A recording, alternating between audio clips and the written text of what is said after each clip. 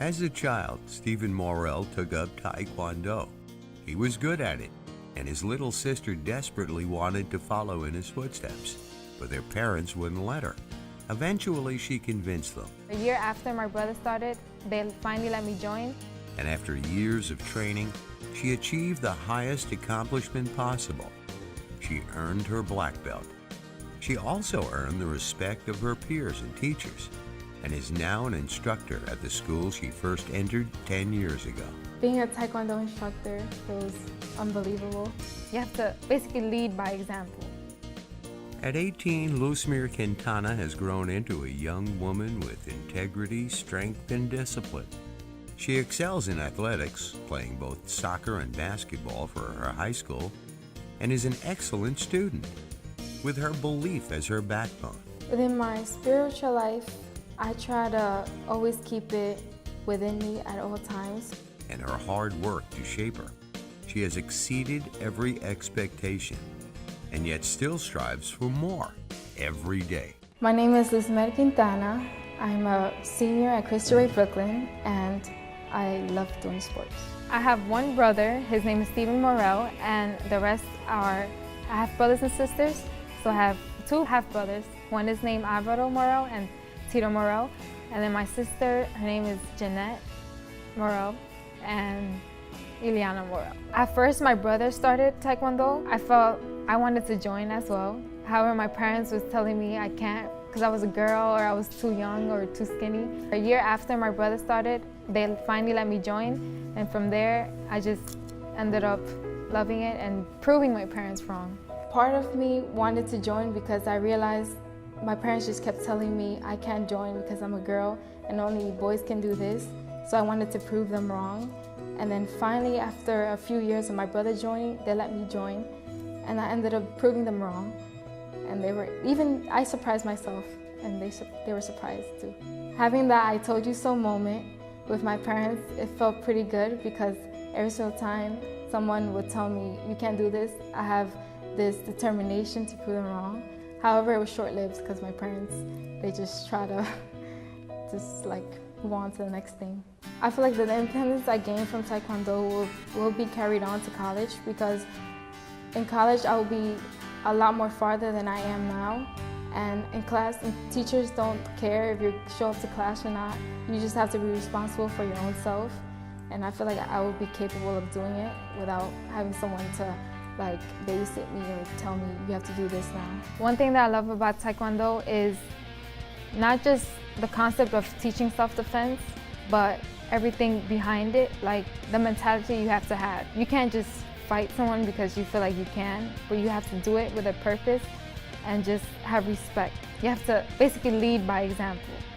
So if by becoming a leader, you do the right thing and then you continue on throughout your career. In Taekwondo, you first start with no belt at all. You learn the basics, and then after about 2 or 3 months, you get tested, and that's when you become a white belt. And then from there, you learn everything that you need to know from white belt, and everything you learned before. You get tested again, and it keeps going until you finally make it to a black belt. I became a Taekwondo teacher because at first my instructor asked me, and I feel like he asked me because I've been consistent. It was almost about 6 years since I've been practicing and going to the same place and showing dedication to keep on going to reach a first degree level black belt. And then after he noticed he kind of needed some help, and I was able to teach it and also demonstrate everything that I was saying to the students. So he asked me to help him teach classes, and I ended up teaching all the younger classes and then including my class, which is the adults and up. Being a Taekwondo instructor feels unbelievable because it's like people who are 10 times bigger than me, who are mostly male dominance and are beyond 20 years or older than I am, have to listen to me, and people look at me, usually underestimate me. So it's like, now you have to listen to me or else you get push-ups. But at the same time, I have to teach them. So it's like, even if I would get nervous at times, but I've been taught that no one knows more than what I'm teaching them. So I just have to learn how to teach it and be confident in what I'm doing. There have been times where it's hard to control the ones who feel like they shouldn't be listening to me. However, I look for like my instructor who would back me up because they know how people could get.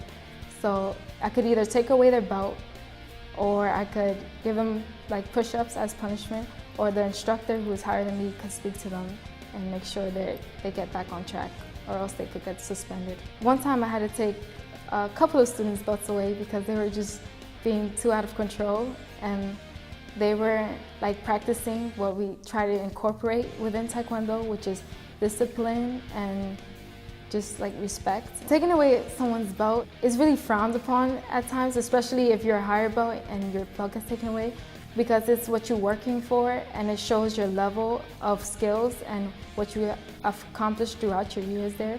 So if you take it away, a white belt who just started and just gained their white belt, they could be higher than you just because they have a simple white belt, as opposed to like a brown belt, which is higher. If that gets taken away, then you're basically back down to the first level, even if you know that you're more experienced than the younger person. Being in Taekwondo, I realized that it's not for everyone. So the people who quit, it's not for them. They don't want to push forward and be dedicated.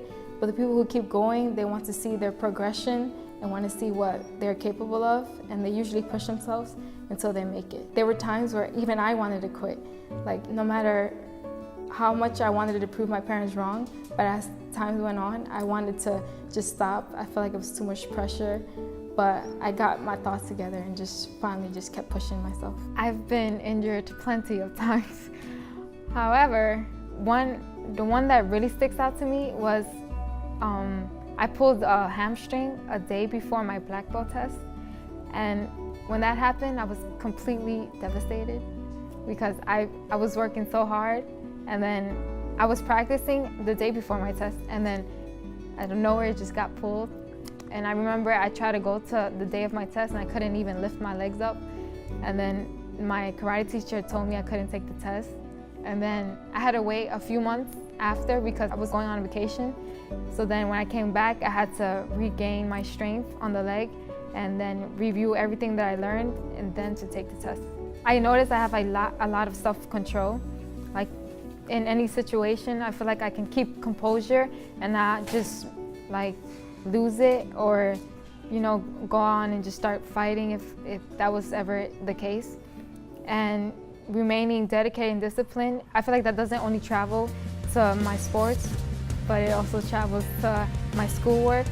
Like, I push myself to finish my work even after practice ends at 10 or 9 at night. I have to make sure I don't just fall asleep. I have to finish my work even if it means staying up to 2 or 1 o'clock in the morning.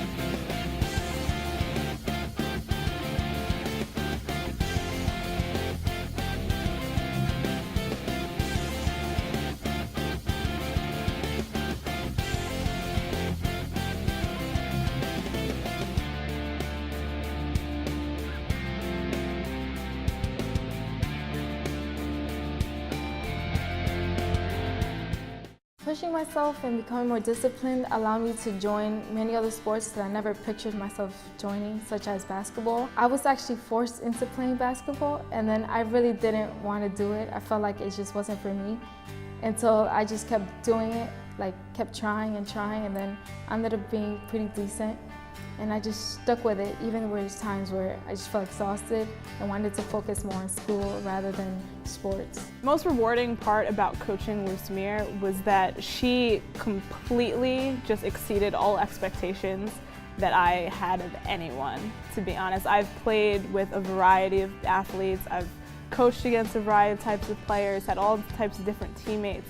But I really have never had the opportunity to really interact with someone like Lusmer and just to see on a daily basis how much she was developing, how active she was in building herself, but also her team. She really personalized the idea of developing something new, of creating some sort of new program, a new legacy of sorts for her team. I could see how she was internalizing that. I found out that I was good at basketball when I kept being bothered to join the team. I didn't see the skills within myself, but then when I kept being bothered by other players to like just join, then I was like, okay, maybe I'll just try it. When I first started coaching her, it was a little, I could tell from her perspective, possibly a little intimidating. I came in with very high expectations of the team and of Lusmer, regardless of what kind of background they came from. To see her to take that challenge so gracefully, really kind of inspired and was very,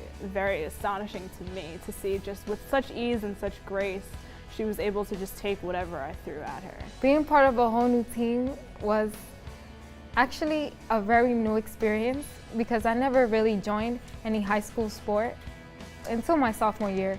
And it's like now you've grown to have sisters in a way because you practice with them all the time. After school, you're with them during school, after games, even on weekends. So it's like you build a family instead of just people from school. So I started coaching her 2.5 years ago when I started working for Boys Hope, Girls Hope. We were really at that point just starting to try and develop a team, kind of starting from the ground up, if you will, to create a new program for the school. Lusmer played a vital role. We really would not have had the success that we did without her because she just every day, she came in with very little experience, but the attitude, the work ethic that she brought every day really set the standard for our team, and she was a peer role model of sorts for the other girls to follow. My favorite part about playing basketball is probably seeing the growth of the team. Like at first, we probably start off not so good. Each person has their weaknesses and the strengths. However, by the end of the season, you could see everyone trying to grow together and building each other up rather than just focusing on themselves. Lusmer played a huge role in inspiring the other students that had the ability to play with her. She's not the type of athlete or not the type of student to verbally and outwardly try to inspire someone. She does so just through her actions, through her character. She's able to inspire everyone around her. As a player, she is such a hard worker. She never complains. She never gives me any kind of respect issues or anything that you might typically see with students of her age, but she was incredible. She was phenomenal. She listened. She gives 100% effort on everything, no matter what her skill level might be at that particular aspect of the sport. She comes in, she gives it everything she has every day. In basketball, I feel like one of my strengths are my shooting, and I could use my speed to my advantage in defense and also in offense. It gives me a lot of fast breaks. My weakness, however, I feel like could be my ball handling, and probably since I was put as a point guard and I never done that before, my mindset I feel could be more positive, and I had to have more confidence in myself. Lusmer's strength is just her athletic ability. She's quick, she's agile, she has good control over her body, which is of such great importance at the position that she plays. So Lusmer's weakness as a player, I would say, is that she's a little too agreeable sometimes, if that can be a weakness for an athlete. Just in that if I'm as her coach and looking to correct her or give her instruction, she's very eager to please the coach and to do what the team needs to do. Sometimes at the downfall of asking some questions or really trying to stir that progressive conflict with the team. The easiest thing about coaching her in terms of her own personality and her character is that she has such an eagerness to learn. She really came in just from the very first day that I started coaching her, and she wanted to learn and give her best effort at anything I gave her, no matter how far above her ability it may have been at the time. It was just within her character to do the best that she could, regardless of circumstances, regardless of any differentials and experience that she may have been up against. The toughest thing about coaching her is that she is a little too quiet sometimes. It's just who she is. She's very polite. She's a very well-mannered young woman. But as a coach, sometimes I'm looking for a little more aggressiveness from my players. But just the type of person she is, she's such a nice, sweet person. Playing basketball translates over into my other sports because with all the workouts that we do, I'm pretty sure I'm going to need all the leg strength for, let's say, Tae Kwon Doe or soccer. And just the discipline. You have to carry it out throughout every other sport you do and remaining dedicated. It takes a lot out of you, and you have to manage your time with schoolwork. My personal goals for this season is probably first to try and win at least 3 games before I graduate. However, this year I feel like we have better players. We are more connected and we know how to use our skills better in order to perform better. And my second goal would probably be to gain more confidence in myself. I feel like I doubt myself too much, so maybe that's why I'm always a little hesitant or I question myself too much. So since I got a new position as a point guard, I feel like instead of questioning it, I should just do and probably go with the flow and just if I make a mistake, that's fine. However, just get back up and keep going. My last goal would probably be I want to leave a mark before I leave or just like have an underclassman at least look up to me, give them a sense of comfort to just come up to me and ask me any questions if they need help or as a sense of motivation because I don't want to push anyone away. However, I want to push myself forward along with other people.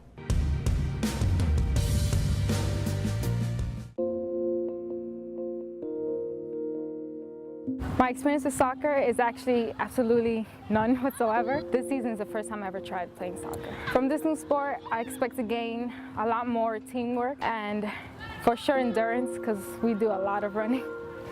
For drills, we usually have to do a lot of sprints and different running exercises. Also, you have to learn how to dribble the ball, like going around cones and trying to make up your own new tricks. However, try to make it reasonable. Soccer sometimes could be hard to manage.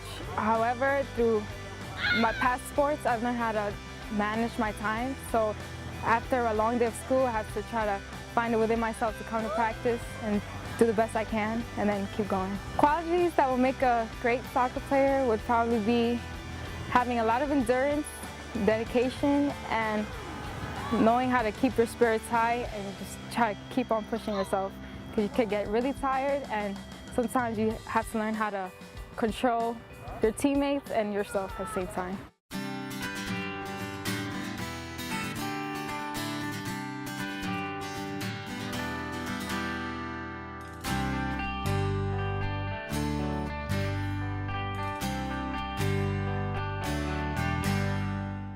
The day-to-day life at the boarding program is you arrive at Sunday evening from 7 to 8, and then from there you spend the day there until Mondays, which you wake up around 6:30 or 5, depending how long it takes you to get ready for school. You go through your whole day of school, you come back, then you have to do your extracurricular activities, which also could include stuff from the dorm, such as like tutoring or mandatory study hall. Well, now that I'm a senior, I got moved up to being a prefect, which is basically like a second residential counselor in the dorm. So I'm in charge of making sure the underclassmen are where they're supposed to be, doing what they're supposed to be doing, or be a second helping hand, or helping them with tutoring, or just, making sure that, for example, for the freshmen, making sure their adjustment goes smoothly, if they're not too nervous. Living in the dorms can be hard because when you're used to just going straight home and then asking your parents to do this and help you with this, but once you're in the dorm, there's no more parenting or babysitting. You have to learn how to make things happen on your own. So it gets kind of hard sometimes, but you grow out of it. At first, actually, my parents were completely opposed for me leaving. They couldn't imagine me going anywhere, and they didn't see the possible opportunities that it could give me. But eventually, they got convinced to let me go, and pretty sure they don't regret it. In the future, I hope to become an athletic trainer because I have a passion for sports and helping people, and also like biology. So I figured if I combine both of them, I could become an athletic trainer so I can be around the atmosphere of sports, however, still working with somebody and make sure that they don't basically ruin their career with a sports injury. Within my spiritual life, I try to always keep it within me at all times. For example, when I'm involved in sports, when I get really nervous, I just pray to God, hoping for the best. Or even when I'm away from my house, there are times where I'm in the dorm, but I can't be at home, and there's things that could happen. So when my dad was having heart surgery, I remember I was coming out of school because it was my work day. I was trying to go back into the dorm and I received a call from my mom, which I find it really weird because she really doesn't call me unless it's like an emergency, so I got kind of scared. And when she called, she told me, oh, my dad just finished having heart surgery. I had no idea that he was going into surgery. I couldn't find words to describe what I felt, and I didn't know like what to say. And she told me it was okay. However, I couldn't believe it. So when she told me, I stopped everything I was doing and I tried to like really grasp it, because it's one of those times where you never know what you have until you lose it. So I felt like if I was to lose my dad at that point, I wouldn't know what to do. And we aren't as close as we were before. So that just made me want to like just run up over there and hug him, but I really couldn't. So when she told me, I tried to compose myself. I had like a lot of feelings built up inside, but I tried my best to just hide it and just keep going with my day. It was just really hard. I had to try and keep focused in school and help others out and just put everything I had outside. However, then I received another call and she told me that he would have a second heart surgery.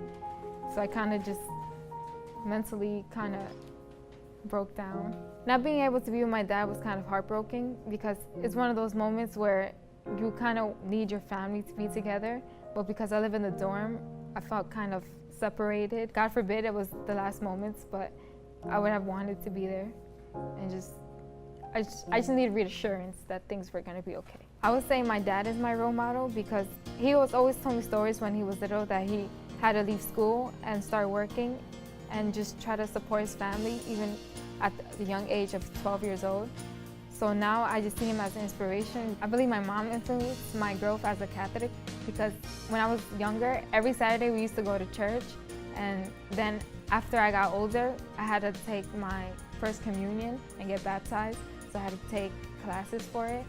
So ever since then, it became a tradition to go to church on Saturdays to get connected with our spiritual side. There was times where I have doubted my faith. However, as I grew up and started to gain more experience, I realized everything happens for a reason.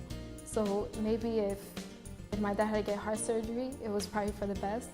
And God has his plans and his ways, so everything works out at the end, hopefully.